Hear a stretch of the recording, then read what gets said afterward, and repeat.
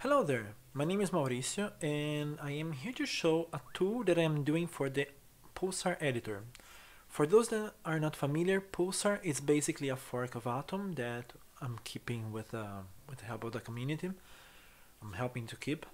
And the Lazuli is what we call an interactive development plugin for the Ruby language. So here's how things works basically. The runtime, in this case a Rails app or any Ruby app actually, but in this case I will be demonstrating in Rails app. It's connected to the editor and I can evaluate code in this context inside the editor, so I don't have to open up a REPL, I don't have to use Rails console or things like that. In the last few months I've been using this project. It actually is a very new, so this is a first presentation in English. And it's actually very usable right now. There are some bugs because it's, again, very new. But let's see what it can do. So the first thing that we have to be aware is that to connect to the editor, we actually need a server. And there's a server called REPL-Lazuli. So you have to add this gem to your bundle. And you also have to add Webbrick if it's not already available for your Rails app. And the reason is very simple. REPL for now needs to connect to a server that is single process. So Puma will spawn multiple processes. I think Unicorn will also spawn multiple processes. If you are in JRuby, you probably don't need Webbrick because JRuby can reuse the same process and basically only use threads. But we are in Ruby, pure Ruby, then this is not true. So okay, you have to add this, and then you run bundle install, and it will download everything.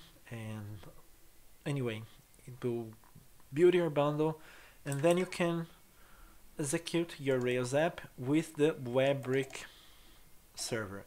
But before we run the server, we actually need to add an initializer. So here I did an initializer called nREPL, and we just do nREPL server spawn. By default, it will open in the port 7888, I think. But you can configure that, like for example, any port, and that will work. So let's boot up the Rails server. And as you can see, I have nREPL in the port 5566 right here. And as soon as I am here, I can evaluate and can connect to the nREPL. And as you can see, it already detected the port. So here I have the Lazuli REPL connected. We'll go here in a minute. So what can we do with the Lazuli REPL? Well, I can basically open anything like an user. This is a model, and inspect things. So here I have the last user that is in my database, which is also the first because there's only one user in this Rails sample app. And here are the data with the user. Lazuli will try to pretty print your object or anything basically. Sometimes it won't be able to do that, so it will default to inspect. But when it does, it gets pretty printed like this. It's not always possible because things, well, inspect can do whatever it wants. It can generate arbitrary text. So we try our best, and sometimes it doesn't work. But anyway, here's the example for the user. And as you can see, I also have autocomplete. So for example, if I set this to a variable called user, and then I get user.name, as you can see, I have semantic autocomplete. And the reason for that, it's simple. Oh, yes, username. So the reason for that, why there's an autocomplete here, it's basically because Lazuli will use runtime information. So this variable user exists somewhere in this file, in this case right now, because I just defined it.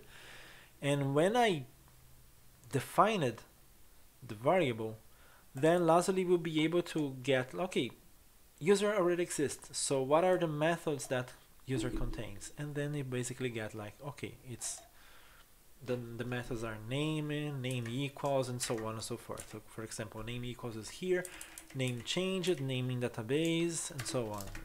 You know, all the active record useful stuff. It will also complete stuff like, for example, suppose I want to do an update and I want to update the password. It will autocomplete password for me, and as you can see, it detected that password in this context. It's a label. The icon is a label, but it's a Ruby symbol, and it already added like the dots here in the end. So basically, you can try to run this, and yeah, it returned it true because it updated the password. Amazing. So here's the first thing, but Lazuli can do more. So for example, here I have a browser. Before I continue, just a single disclaimer. This is a browser that's running inside the Pulsar editor. Never run a browser inside the Pulsar editor if you are not familiar with this website, or if you don't control the website.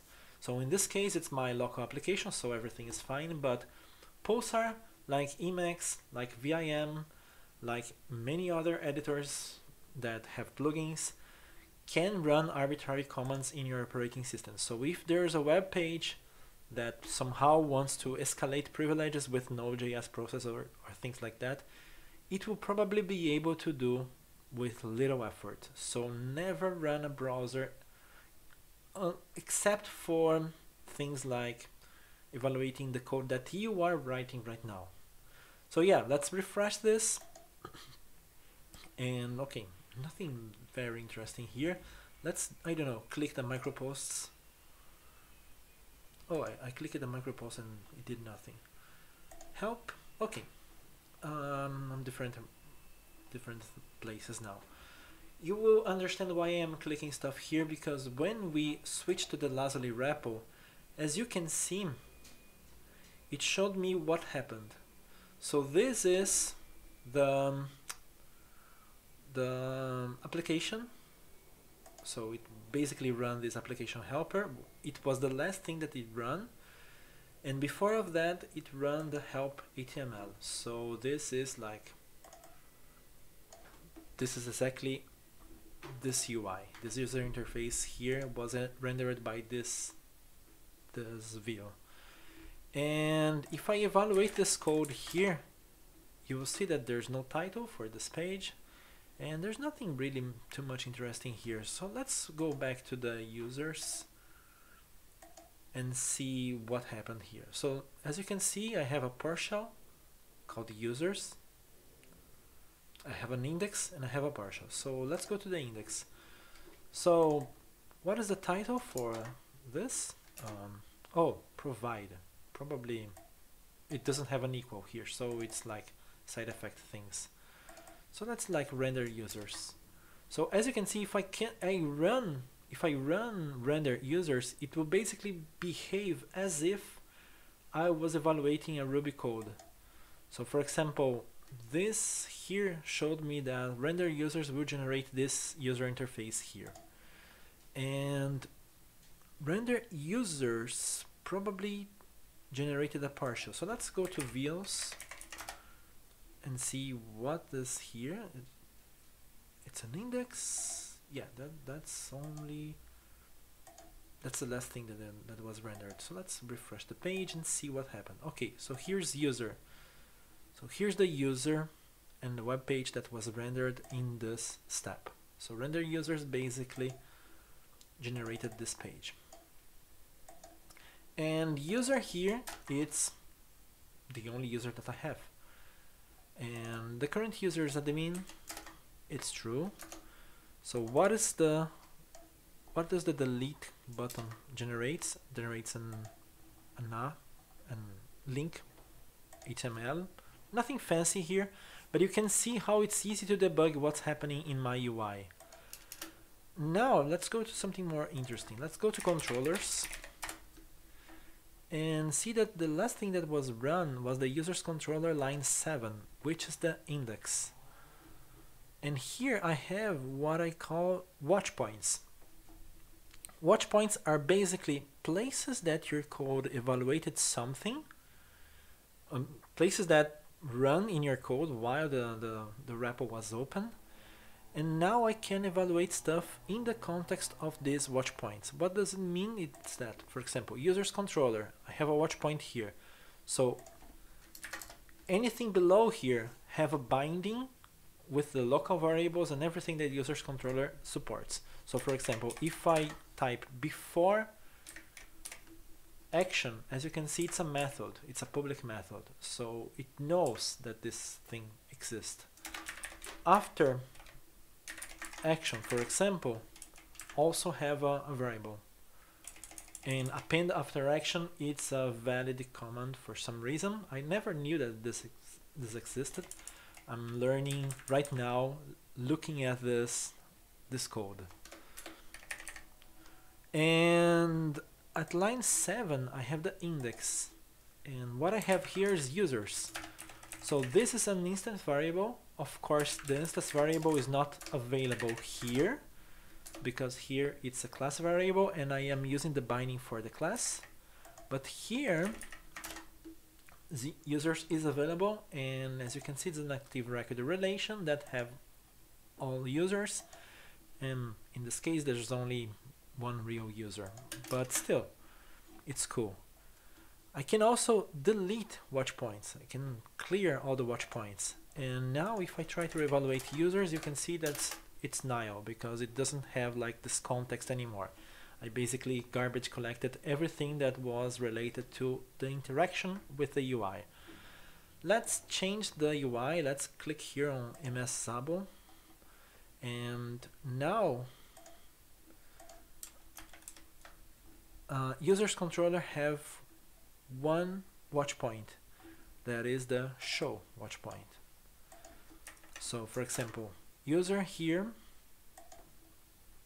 it's my user, and this is another interesting thing.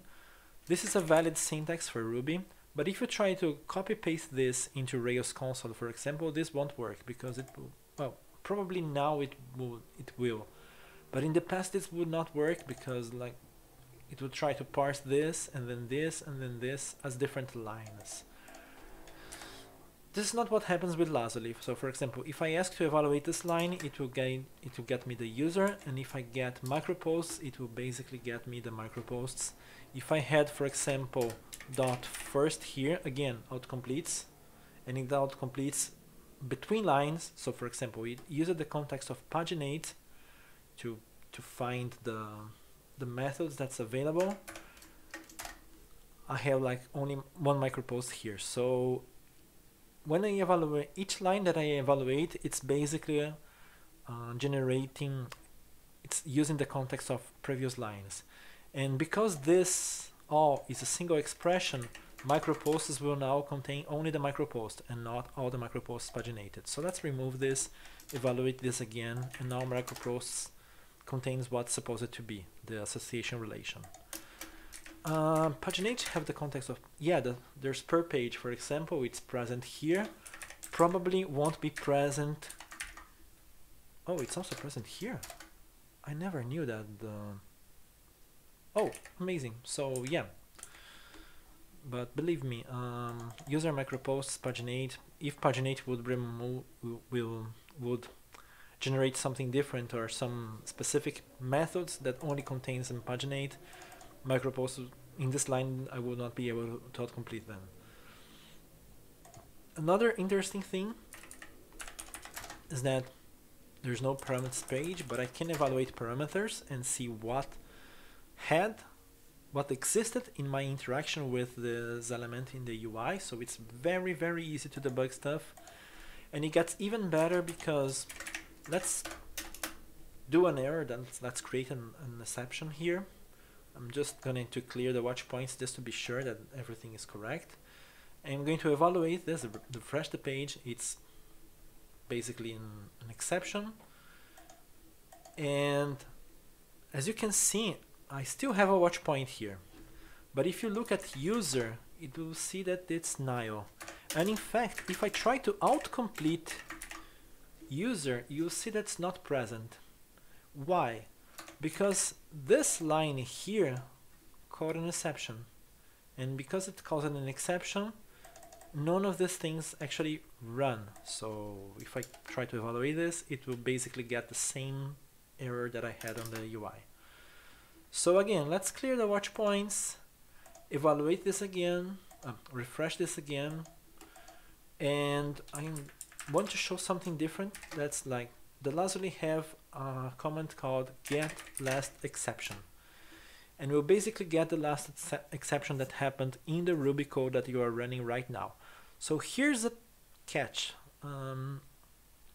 Lazuli evaluates this with trace points and things that Ruby offers us. Unfortunately, Ruby does not offer a way to get only the uncalled exceptions. It always will get the called exceptions.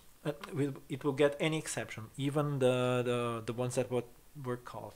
So I can't, if something happened here that was called and some exception like that was thrown and then captured by some method, it would appear as the last exception. Just to be sure, if you want to use this, like be aware that probably you have to like crash your app and then run get last exception immediately, because for example, WebRig sometimes gets some exceptions and it automatically captures them and retries the request, so you'll probably get some WebRig exception or something like that. So here's the exception. As you can see, there are like stack traces, clickable stack traces. And here's another thing that I want to show that I find very interesting, that even inside the framework you have the same watch points. So for example, I have a watch point for the line 322, which is this line here that calls the exception. So basically everything that I have here, for example IDs, I can see them. I can see the statement. The statement is actually like something that parses very poorly in Lazuli, but well, you can see like there's a query builder and there's a SQL here. I don't know if I can call statement query. No, there's no. I don't know which methods like statement have, but anyway, I don't know if there's anything that I can use to inspect this. Probably not, because there's nothing remotely similar to like query here or something. But anyway, the thing is, I can debug what happened. For example, what does connection have? Like it's a SQLite 3 adapter. Again, and it can evaluate things, so not very useful for Rails. But if you are using like a framework that you don't know how it's supposed to be used, if there's a bug or not, this is probably very interesting. So you can like enter the code of your framework and inspect stuff and see how things work. Okay, so let's fix this and run things again.